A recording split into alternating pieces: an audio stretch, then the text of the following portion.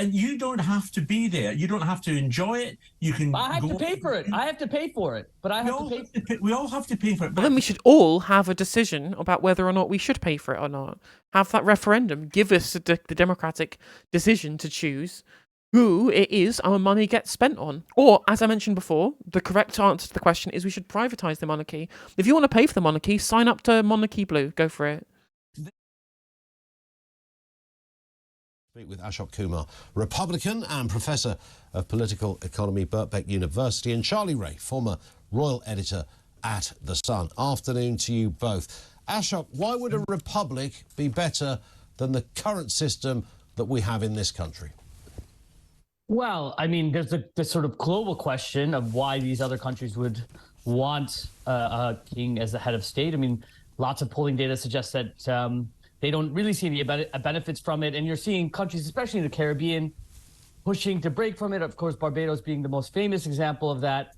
But even within this own country, within our own country, I mean, it's kind of the obvious point of we have this kind of cost of living crisis right now. You have 4 million children who are malnourished every day. Millions have been plunged into poverty, having to decide between food and fuel. 800,000 people visited food banks last year. That's 40% increase from the year before.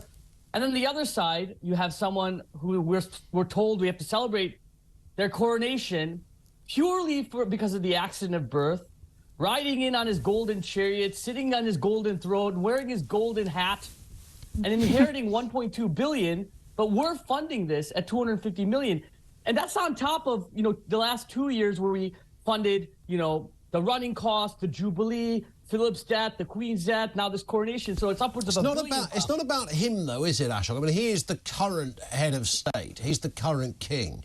This is it's symbolically, it's him. It's the system that we doff our cap to, right? It's the system. So if we didn't have him, we'd have a... No, but it isn't the system that you doff your cap to. Like, get real. Like, in what universe is it the system and not the king himself? All of the wording, all of the rhetoric around it is, God save the king, right? Pledging your allegiance to the king and his future heirs, for example. It's obviously about the person themselves and nothing to do with the institution of the monarchy specifically. President there would also be living in a palace and also taking a big old salary. The system is completely rotten to the core. First of all, a president, regardless of whether you think they should be paid that much, is democratically elected. Whereas here, we have an outdated, sort of backward, archaic system that is actually telling the public that you have to, celebrate deference and subordination. It promotes this idea that some people, because of the accident of birth, because of a bloodline, deserve everything, and other people deserve to be, living malnourished lives on a poverty line. That's what it tells the public. It says this is what you deserve because of the accident of birth. Charlie Ray, it's a rotten system, Charlie. What do you think? Well, Asha, the things that you mentioned, the poverty and the cost of living crisis, they're all there whether you have a monarch or not. What I would like to ask you, name one person that you would think... Hey, thank you for jumping on the stream today, Mbis. Hope you're okay. ...would be suitable to be president instead of Charles as king. Me. Timmy Mallet. I don't know, fucking Ant and Dec. Anybody. Pick a random person off the street. Stacey Solomon. I don't know. David Mitchell. There's fucking loads of different people would be better at being a monarch than King Charles. That's not how things are decided. They have to put a manifesto together. They then win the public support and they provide things for the public. Well, right now we have someone who's because of where they were born, their bloodline gets billions in public handouts. It's the most parasitic relationship. When we've cut Meals on Wheels, that a program that's been around since 1943. It gave 50,000 elderly, vulnerable people enough to eat. It gave them, but 50 million a year was too much for the government to pay. But we're willing to give 250 million for this coronation. It's a joke. Yeah. It's not. I mean, literally, look at this, right? There was a food bank that was getting grants from the National to support its activities, but recent applications for funding have been unsuccessful because they've been told that much of the funding is going to events celebrating the coronation instead.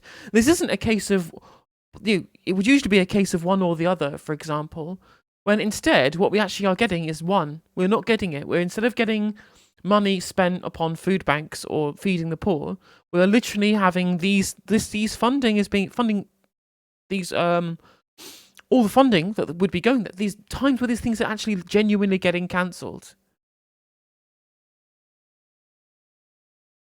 to spend on coronation related events. This is sick. It's sick.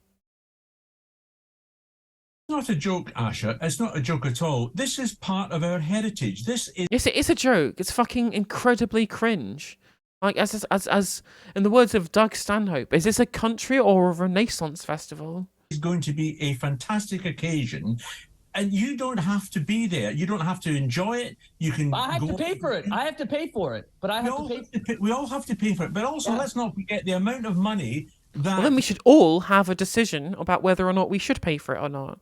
Have that referendum. Give us the democratic decision to choose who it is our money gets spent on, which we do not have currently, right? Or, as I mentioned before, the correct answer to the question is we should privatise the monarchy. If you want to pay for the monarchy, sign up to Monarchy Blue. Go for it. that the monarchy brings into this country 1.7 billion throughout the year, and it's going to bring in an extra 1 billion along with the Eurovision Song Contest. So, you know, we get money in because of the monarchy. But you said the way it doesn't work. You cannot mention any person at the moment who would be able to stand in an election who could be the new president of this country. And you're not prepared to answer that question. I don't believe in anointments. I believe that there should be a democratic... I'm asking you for your opinion as who you think today would be suitable enough to be the new president of your UK. Our UK, sorry. The only pretext of this is the idea that someone should be selected like this. I think people should. I believe in a democracy. I think people should run for election, win the public support, and provide for the public. I don't believe that individuals should be choosing like this. And I think that's a legitimate system. What I'm saying is that the idea that they're bringing in money is also completely nonsense. Look, the most visited first place in Europe is the Palace of Versailles, and they chopped the heads of their monarchy in the 1700s. The fact is, you're not suggesting executions for the king in the no, definitely 100% not. Not doing that at all. No suggestion of guillotines at all. Nothing. Actually, to be fair, no. There are definitely worse people in this country than the monarchs. I will leave it open to chat who theoretically might fall into that category. But yeah, there are plenty of people who'd be better. Fuck it. President Floella Benjamin, let's go. Also, Gary Lineker would be fucking hilarious. I'm providing a historical context. I'm saying for 100. Also, in Switzerland, they don't even have a president. They have a presidential council, which I think is pretty cool. But it should just be a ceremonial president, basically. Or similar to the French system, where the president has control over things like the military. But most matters have to go through parliament. Hundreds of years they haven't had a monarchy, and it's the most visited I'm not sure it is the most visited place in Europe. I think that's a bit of an urban myth that's run away with itself. But either way, I mean, yes, they're a republic. That's the system they have, and for them it works. But of course, is the flaw, Ashok, in one of the flaws in your argument here, the monarchy system, our monarch. And again, if you privatise, right? If you privatise the royal family, like I said we should do, Airbnb Buckingham Palace. Jim Speak's got it absolutely correct in chat, right? They can charge people to visit Buckingham Palace. They can rent out the rooms in Buckingham Palace as on Airbnb. There's plenty of money to be made, and that's taxable income as well. You know, it makes sense. In this case, King Charles isn't proclaiming and legislating and making policy. If he was, then your argument might stand up. But the fact that there are plenty of politicians, there are plenty of presidents who don't take a role in crafting policy and only take a role in being a ceremonial head of state, like Michael Higgins, for example. And even then, like Macron, he directs policy within his cabinet, but things get passed through Parliament regardless by the Prime Minister Elizabeth Bourne. It's the only thing that he has real executive power over, Emmanuel Macron, is over the military. What do you think is a reasonable amount of power for the president to have rather than the parliament to have?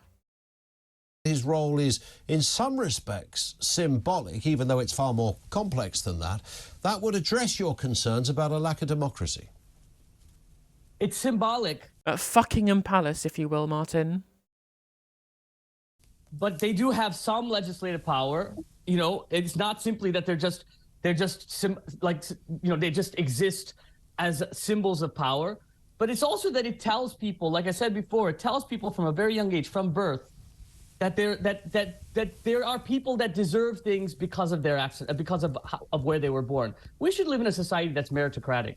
And also the idea that they're bringing in... I mean, it's crazy, right? It's absolutely crazy how the right will sell themselves as being the absolute bastions of meritocracy while supporting the literal opposite of meritocracy in the form of the monarchy. Enormous amount of money. You know, it's just a fact that, you know, Buckingham Palace isn't even the most visited place. It's like the 70th most visited place. If it was actually opened up and people could come and see, you know, the art and the historical artifacts that exist within Buckingham Palace, maybe that would bring in more people. I mean, there's very little evidence to suggest that you know, this tourism argument is also a bit of a myth, I think. You know, most people would visit the country regardless of whether they had a king or queen. Oh, I think that's being a little bit disingenuous there, Asher. I think I mean, again, like, and the evidence of the Louvre and of the Palace of Versailles, you will tell you what happens when you get choppy with your monarchs. The fact that we have a monarchy is one of the key points. I agree with you. Not everybody comes over to see the monarchy, but a lot of people come from other countries. And just on this question of these countries that this poll has taken place in, I have visited all of these 6 countries, the ones that we're talking about that could possibly vote for a republic. And didn't Macron unilaterally change the retirement age? Technically, no. Technically, Elizabeth Bourne did as prime minister. The cabinet. So Macron is the president who only has control over military policy. But his party, Renaissance, also have control over the parliament in a coalition supply agreement with the Republican Party. So actually, the Prime Minister Elizabeth Bourne was the person who invoked Article 47.3 to be able to push the pension reforms through with no vote in Parliament because they lost the vote in Parliament for it. So actually, the person who engaged in the anti-democratic process was technically Elizabeth Bourne and not Emmanuel Macron. And when a member of the royal family has visited these countries, there are thousands of people on the street. Now, Jim Speak called it correctly. They go, I understand that, you know, that a poll of actual people says they disagree with, but my anecdote, my lived experience of the people that I saw cheering for the monarchy means that you can't trust the polls on the data on this one. Because I am fully feels over reals pilled.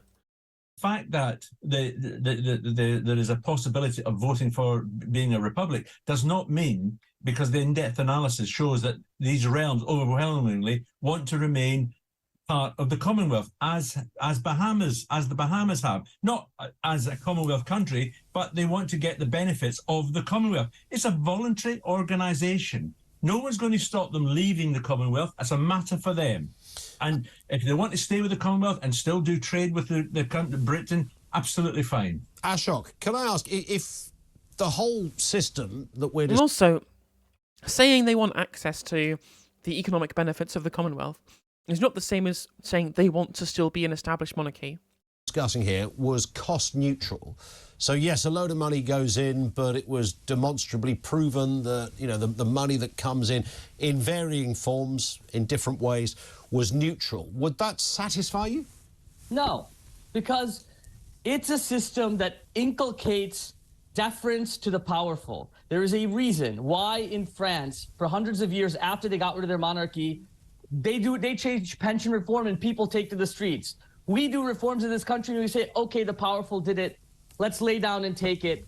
There isn't a culture of resistance. There isn't a culture of struggle. There's a system of deference and subordination to the powerful. And that's what we call cultural hegemony.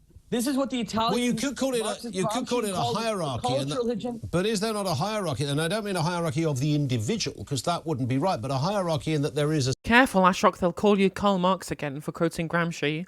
system, and that system works. And there's nothing. Hierarchy is not a pejorative, right? I mean, there's family. I mean, meritocracy and hierarchy are two different things. There are justified hierarchies and there are unjustified hierarchies, right? And the fact that there is unjustified hierarchies such as monarchy, and there are justified hierarchies such as femdom, it's really obvious. Kids grow up learning a hierarchy. There's nothing wrong with that, surely. Well, if you're a hierarchy within a parent system, I think that makes sense. But I don't believe that a higher authority figure from a young age should be inculcated in the minds of children. I think, if you look at people right now, polling that's been done between the ages of 16 and 24, 70+% of the public don't want a monarchy. And even then, hierarchies of power are different than hierarchies of competence, right? It's Bakunin's bootmaker all over again. Even though every establishment, political establishment, media institution, every single advertisement, if we are telling us, oh no, this is so necessary, you have to celebrate the royals. If we had a system of actual democratic education in public schools and in media, maybe people would be more critical of the fact that we have this totally backward system. And Charlie, do you think there is now some more persuasive arguments for at least reform of the royal family? I mentioned a couple of times already that obviously, the slimming down thing, Princess. Maybe it's because you're Irish, you can't wrap your head around defending the idea of a monarch. No, it's not because you're Irish, it's because you're sane. It's because you have a scintilla of rational thought in your brain. The only argument for believing in the monarchy is because monarchists are cucked. They are monarchucks. They are cucked out to a system that is in no way materially beneficial to them.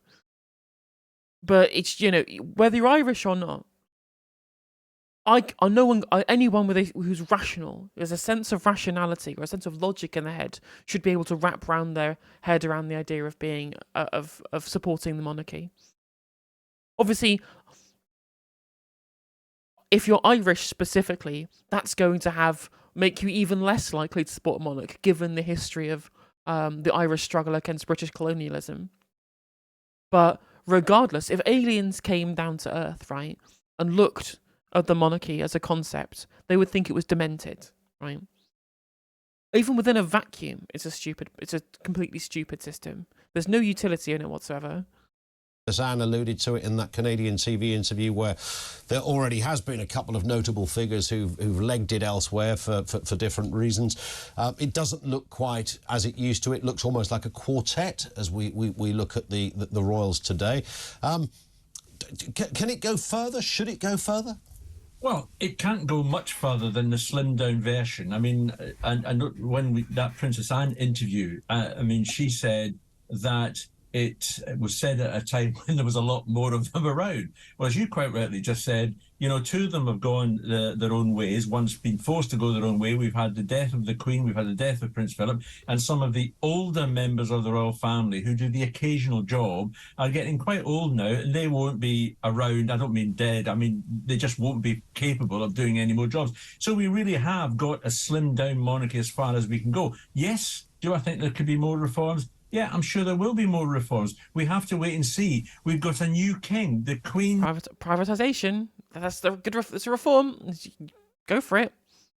I think it's the perfect. The thing is, the best part about the privatisation argument is it's the perfect compromise position, because they still hold their place within the tradition.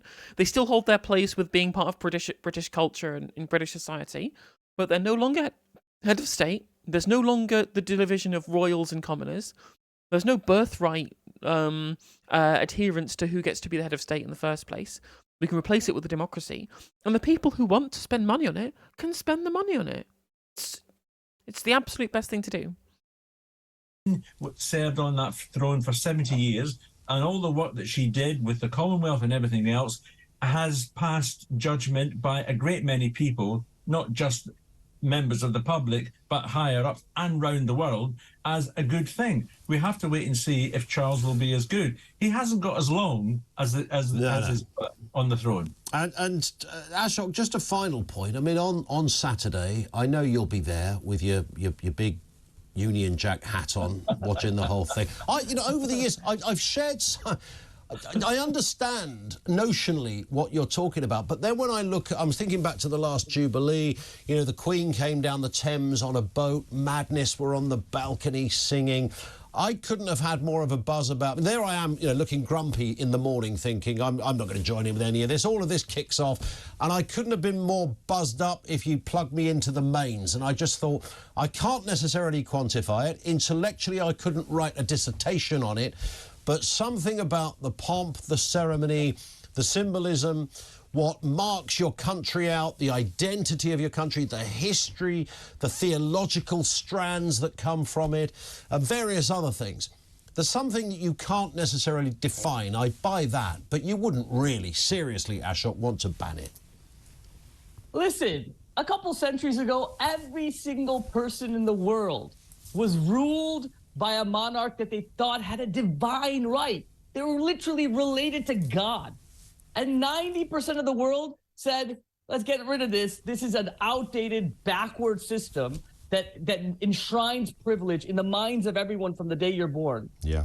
Yes, it feels good, and that's why it was so universally done everywhere throughout history. But people freed themselves from the chains. It's nothing particular to Britain. Britain always goes, oh, it's our tradition. It was the tradition of every country. Well, it still is in some countries. You know, Cromwell gave it a go, Ashok. Didn't turn out too well. Yeah, should have given it to the fucking levelers. I mean, it's a shame. That's all I'm going to say about that. All right, Ashok, thank you. Ashok Kumar, Republican, in case you hadn't noticed, and Professor of Political Economy, Birkbeck University. The other voice there, our friend Charlie Ray, former royal editor at The Sun, with the other side of that. I think Ashok did a pretty good job there. But, you know, as I said, if you really, really and truly want to argue the case with these right-wingers, then, you know, obviously the correct thing to tell them is, you know, you love privatisation so much. Privatise the royal family. You know, it makes sense. But if you enjoyed this content, you can like and subscribe. You can support me by becoming a member on YouTube for just 99p, or subscribing on Twitch for $3.99, or for free with Twitch Prime, or by making bits messages with text-to-speech on. If you're watching this live, or later, you can drop me bits if you're watching this, or join on. I have a Patreon now. You can join on Patreon if you really want. Patreon.com/NoJusticeMTG. If you want to give me money in a other different way than my other platforms.